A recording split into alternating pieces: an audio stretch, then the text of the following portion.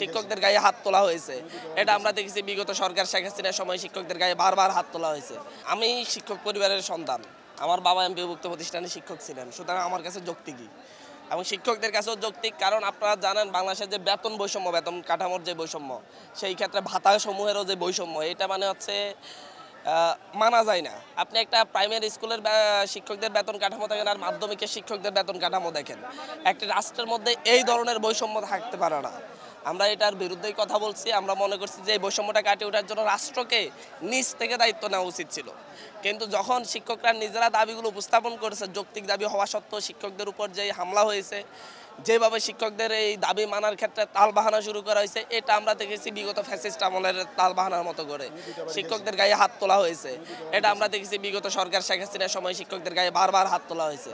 আমরা এটা নিন্দা জানাচ্ছি। আমরা মনে করছি যে হচ্ছে এটার সাথে যারা জড়িত, যারা নির্দেশদাতা এই শিক্ষকদের উপর হামলার ক্ষেত্রে তাদের বিরুদ্ধে ব্যবস্থা নেওয়া দরকার, পাশাপাশি যাতে ভবিষ্যতে কোনো সরকার শিক্ষকদের কোনো যৌক্তিক দাবির ক্ষেত্রে শিক্ষকদের গায়ে হাত তোলার সাহস না পায়।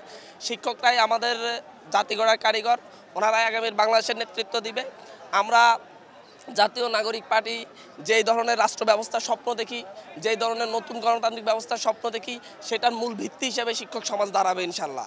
সেই জায়গা থেকে নতুনের এই রাজনীতিতে আমরা প্রথম নতুনরাই এসে শিক্ষকদের পাশে দাঁড়িয়েছি এবং আমরা সর্বোচ্চ সাপোর্ট দিয়ে জাতীয় নাগরিক পার্টি শিক্ষকদের দাবি দেওয়া আদায়ের ক্ষেত্রে সর্বোচ্চ সাপোর্ট দিয়ে এখানে কথা বলেছে, এখানে এসে অবস্থান নিয়েছে।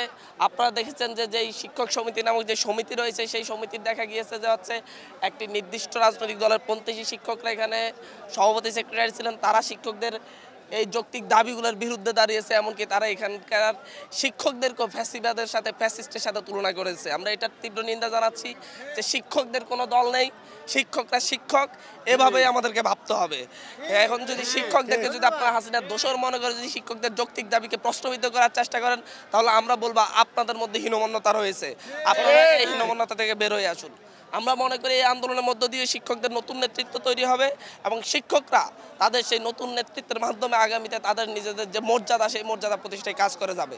আগামীর বাংলাদেশে কোনো পার্টি নেতা কোনো পার্টি নেতা চাইলে শিক্ষকদের অপমান করতে পারবে না, হেনস্থা করতে পারবে না। আমরা শিক্ষকদের এমন জীবন ব্যবস্থা নিশ্চিত করতে চাই, যে জীবন ব্যবস্থায় কেউ শিক্ষকদের দিকে চোখ তুলে কথা বলার আগে 5 বার ভাববে।